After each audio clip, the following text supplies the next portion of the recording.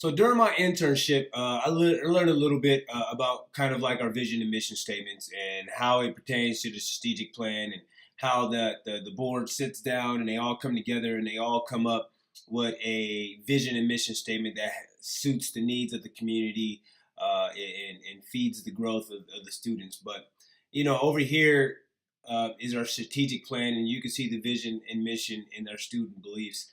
And to be honest with you, during my internship, this was never really shared with me, nor the mission, nor the vision of our school. So I personally didn't dive into it as much as others did. Now, I know in my second half of my internship, we briefly talked about this thing called PBIS, which is positive behavioral intervention and supports. So that's where we get this SR squared from at the middle school. And this whole initiative was essentially trying to change the climate of the school, more positive feeling, more positive vibes.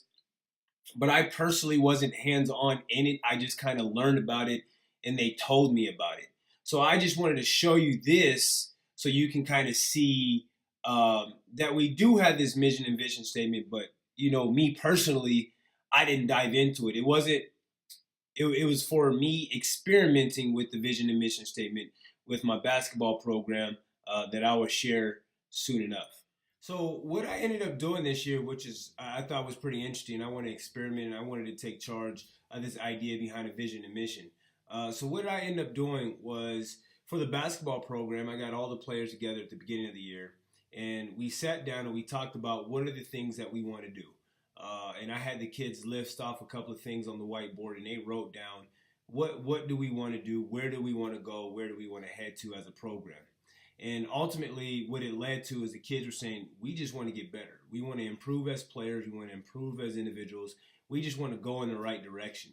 So that's when we came up with this whole idea of this vision of GBW, get better, win. And what this did was this focus on the little intricate parts of getting better and improving. I also ended up creating two teams. I created a data team and an improvement team. We met once a month on Wednesdays, and we just talked about where's our data, where are we headed with our data, how does it look? So we looked at that and saying, hey, who's improving? How many shots are guys making? Who's doing well, who's not doing well? Who's been in the gym, who's not been in the gym? So that allowed the data team to actually see like, well, our teammates are improving, our teammates are not. And then the improvement team looked at the data information and looked at what was going on in the program.